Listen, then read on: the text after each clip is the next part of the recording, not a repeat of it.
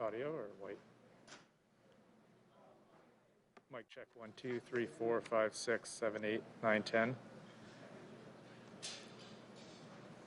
Mic check 1, 2, 3, 4, 5, 6, 7, 8, 9, 10. 10, 9, 8, 7, 6, 5, 4, 3, 2, 1. Mic check 10, 9, 8, 7, 6, 5, 4, 3, 2, 1. Happy holidays. 1, 2, 3, 4, 5, 6, 7, 8, 9, 10. Copy that.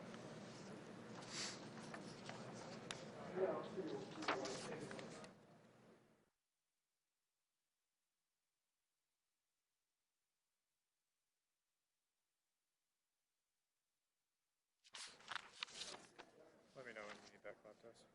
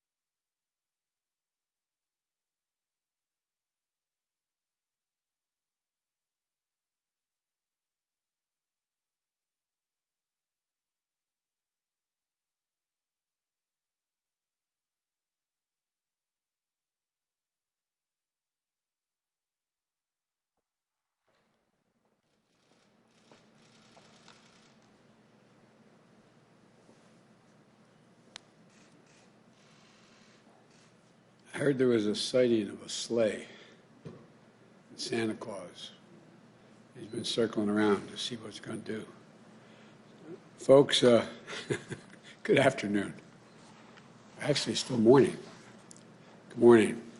I'm Joe Biden, Dr. Joe Biden's husband. Just like educators everywhere, being an educator isn't what she does, it's who she is. Once again, during this pandemic, we've seen who our educators are. They're selfless, they're dedicated, they're cut from a true cloth of character and commitment. They represent one of the most critical professions in America, and that's not hyperbole, that's a fact. From cradle to career, they give people of all ages the confidence to believe in themselves, to equip them to succeed. And as Jill says, any country that out-educates us is going to outcompete us. And in this critical moment of our nation's history, it's essential that there is an educator serving as Secretary of Education. I want to make that clear again. An educator, someone who's taught in the classroom, comes out of the classroom. Today, I'm pleased to announce that such a nominee we have, Dr. Miguel Cardona. Like other cabinet nominees and appointees, he's brilliant, he's qualified, and he's tested. And he's going to join the Biden-Harris cabinet, and it's going to be a historic cabinet. Already, there are more people of color in this cabinet than any cabinet in the history of the United States. There are more women than ever. First openly gay cabinet member. It's a cabinet that looks like America. It taps into the best of America. That opens doors and includes the full range of talents we have in this nation. And like the rest of the team, Dr. Cardona is ready on day one. Vice President-elect Harris and I, we were going through you're on this side, I apologize. We're going through this, and we were doing it on Zoom, who we're going to pick, and we're getting all this advice, and we looked at each other and we said, no, it's Cardona. It's real easy. So Vice President-elect knew we needed an education secretary who truly understands what it's been like for educators, administrators, families, caregivers, and students this past year. They worry. They're under stress.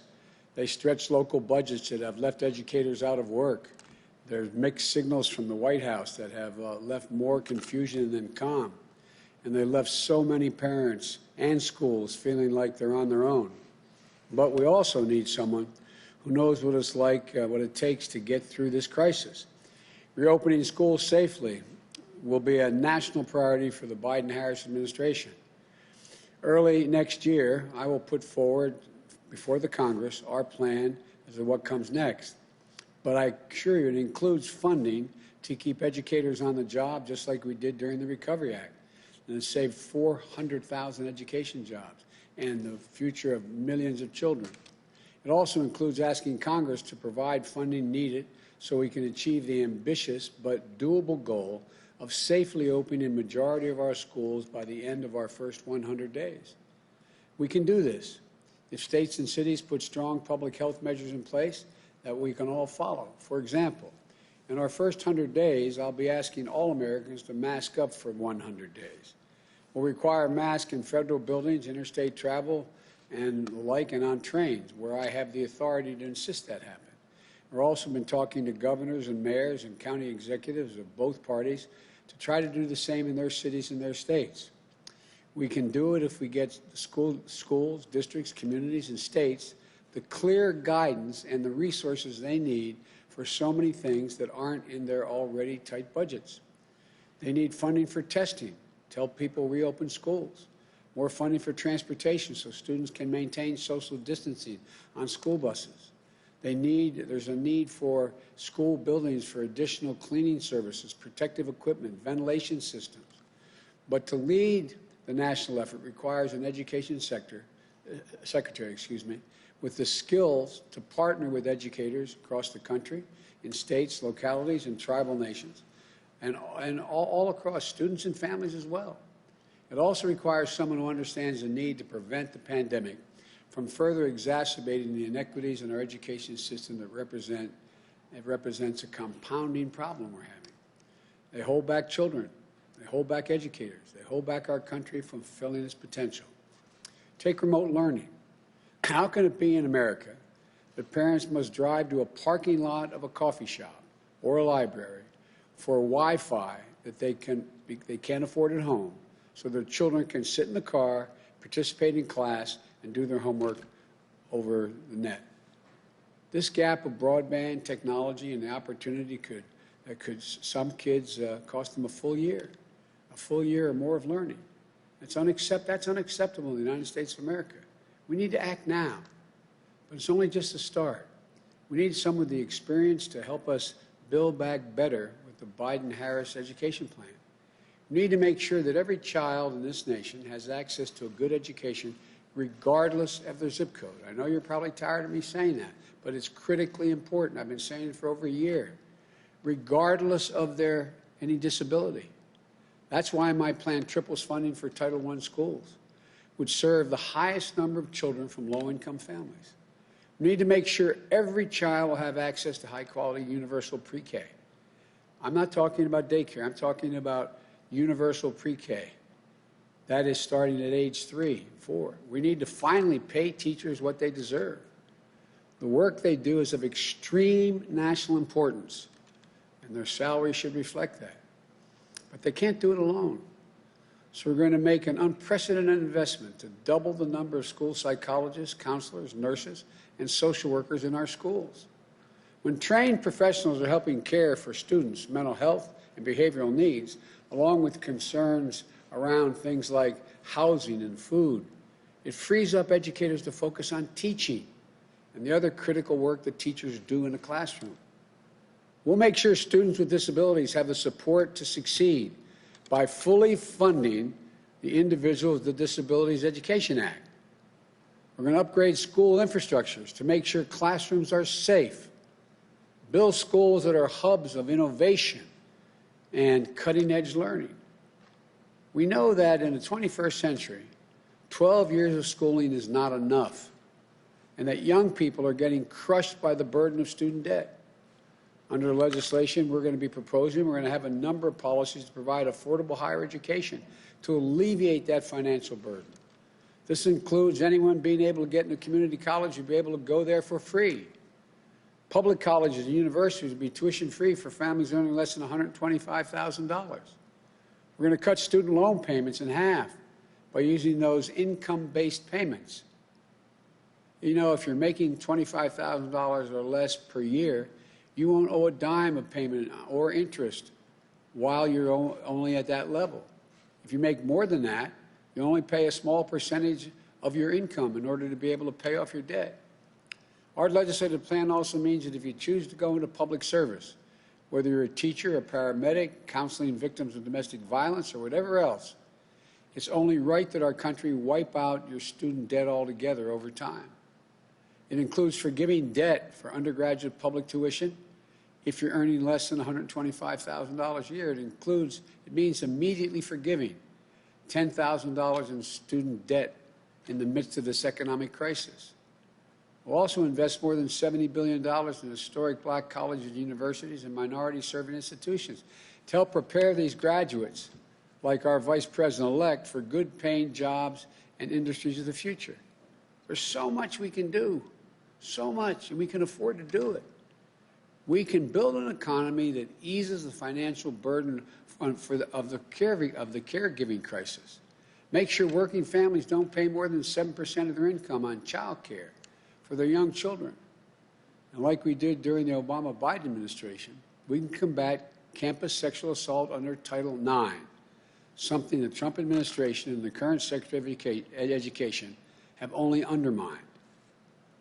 The bottom line is we can achieve all these critical things, but we need someone who gets that education isn't just what we do as a nation.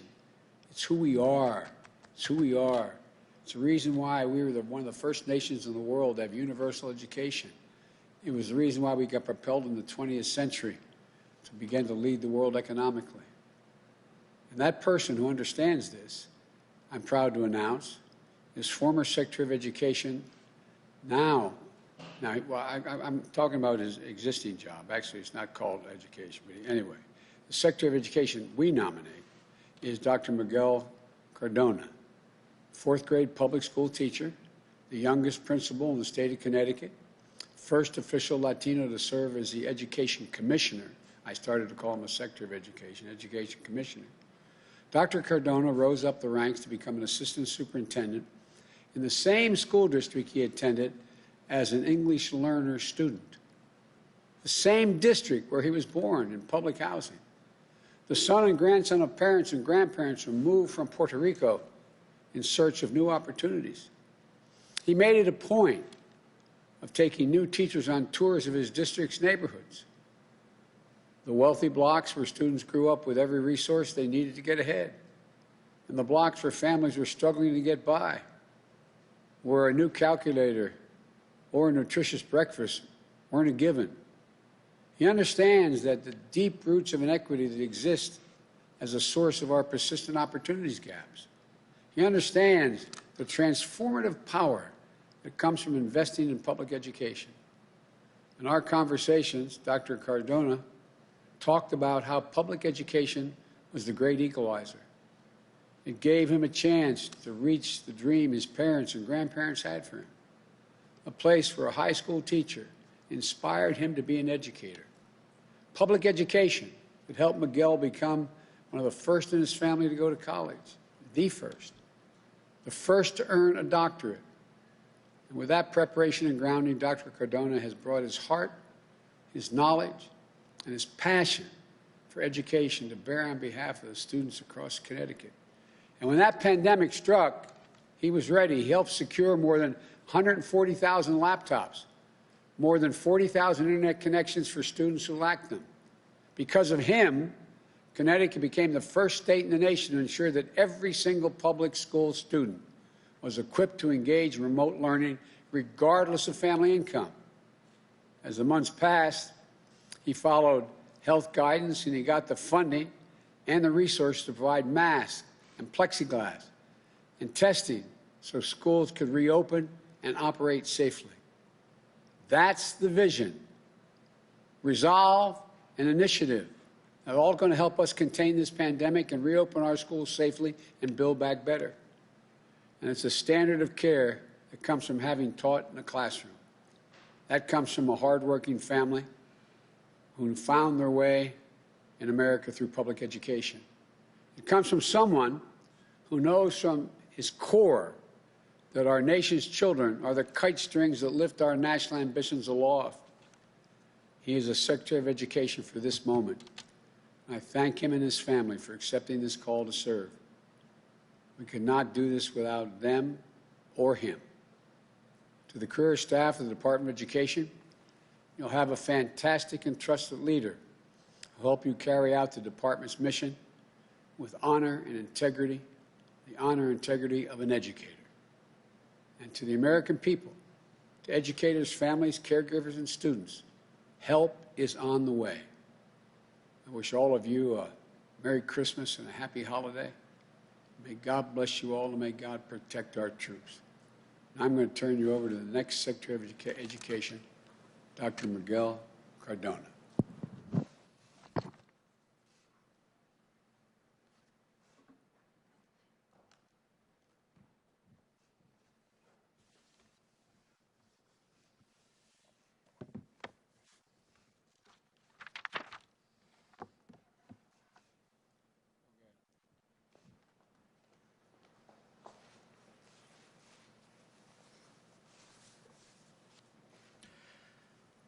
Mr. President-elect, Madam Vice President-elect, thank you for this opportunity to serve. I know how challenging this year has been for students, for educators, and for parents. I've lived those challenges alongside millions of American families, not only in my role as State Education Commissioner, but as a public school parent and as a former public school classroom teacher. For so many of our schools and far too many of our students, this unprecedented year has piled on crisis after crisis. It's taken some of our most painful, long-standing disparities and wrenched them open even wider. It's taxed our teachers, our leaders, our school professionals and staff, who already pour so much of themselves into their work.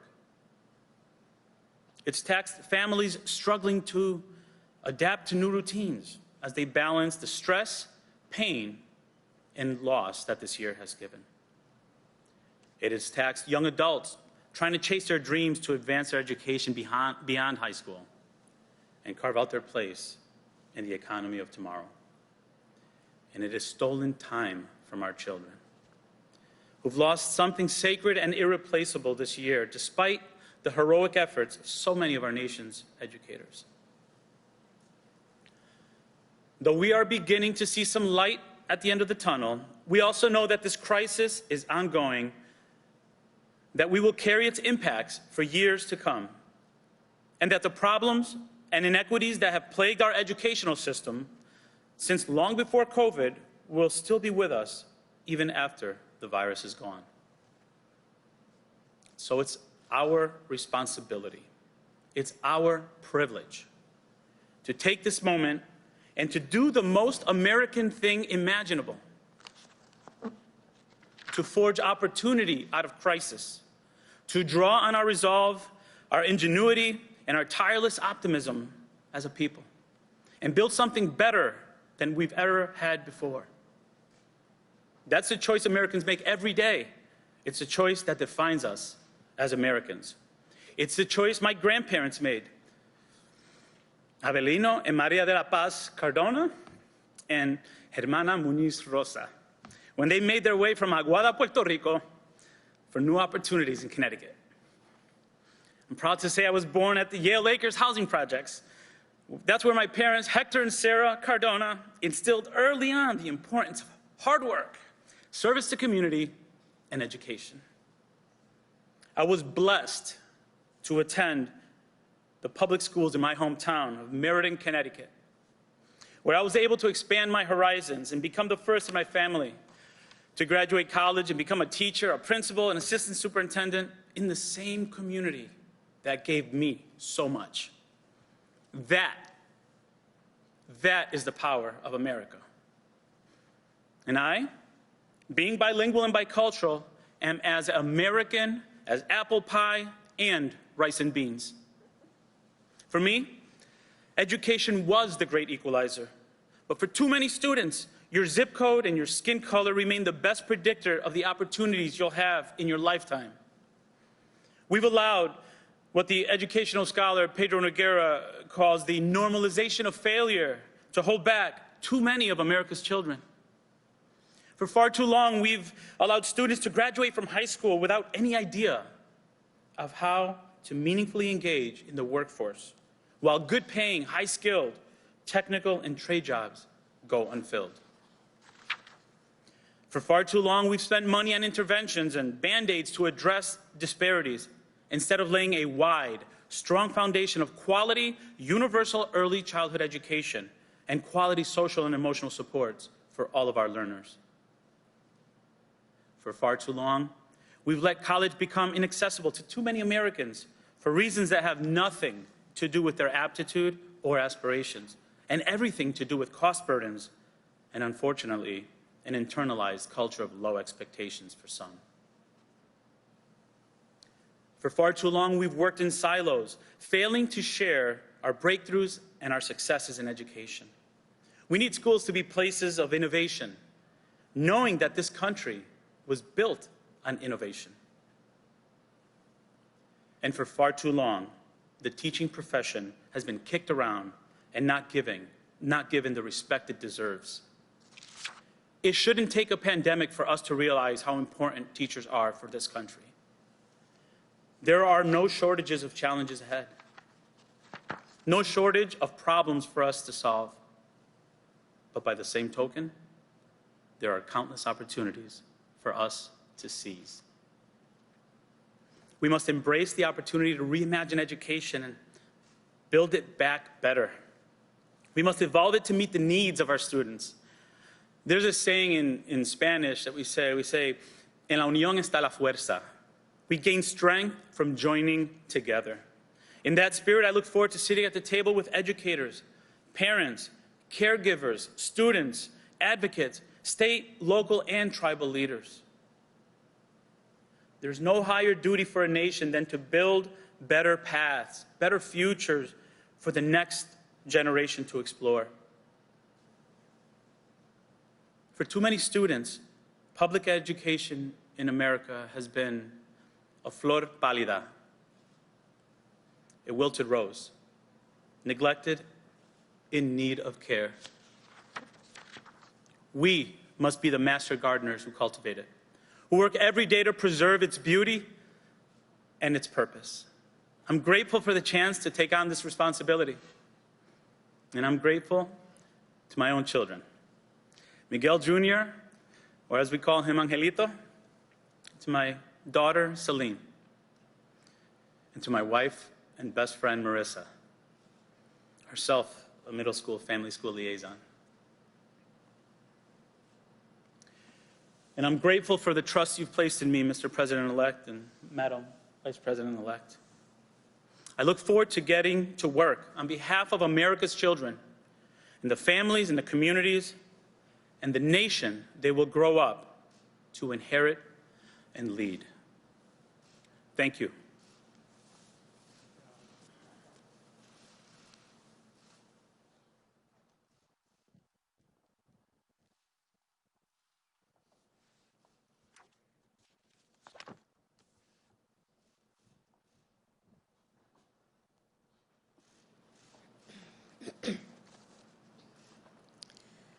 My first grade teacher, Mrs. Frances Wilson, God rest her soul, attended my law school graduation.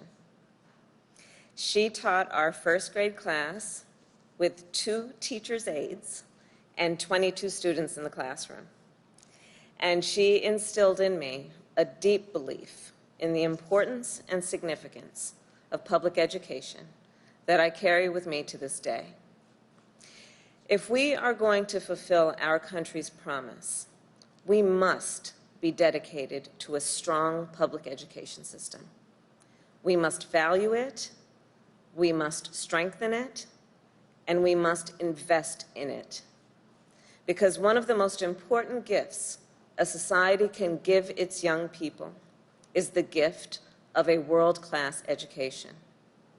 We also know that right now, our education system, as we have discussed, from early learning centers to colleges and universities, is reeling from this pandemic.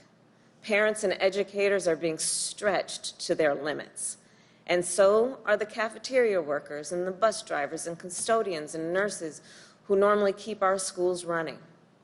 Students at colleges and technical colleges now worry about losing credits, losing financial aid, and losing income from working on campus. And all this disruption is taking a heavy toll on the mental health and well-being of our students of all ages who are at risk of falling behind. At the same time, this pandemic threatens to widen disparities between students of different races and backgrounds, making it harder for those who already were behind to keep up. So first things first, we need to get this virus under control and reopen our schools safely, as the President-elect always says. And that is why the President-elect and I are supporting funding for our education system in this recently passed COVID-19 relief legislation. And we will continue to fight for additional emergency relief for our educators and our schools. And even as we do, we must also build a public education system that lifts up all Americans, regardless of race, background, or zip code. An education system that prepares them with the knowledge and the skills to thrive in a 21st century economy. We must make sure our children are getting the foundation that's so important for lifelong success. We must end the current status quo where school districts with the greatest needs get the fewest resources. And we must remove barriers to opportunity for poor and rural communities and communities of color.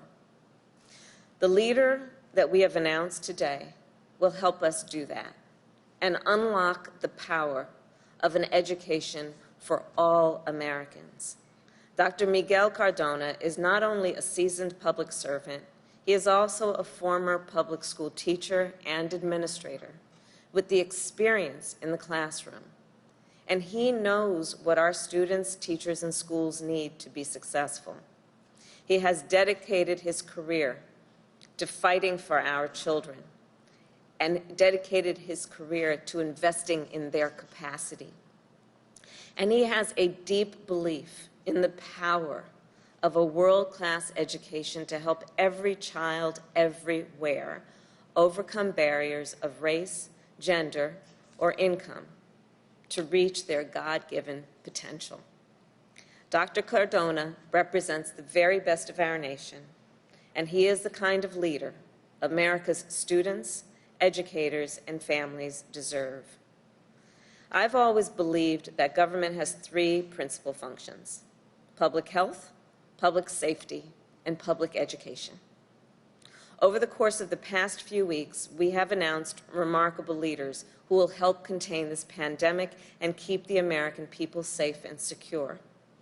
Under Dr. Cardona's leadership, we will work together to put together an outstanding education system that will be within reach for everyone, breaking down barriers to equality, opening new paths to opportunity, and helping to fulfill America's promise to all of our children. Thank you, Mr. President-elect.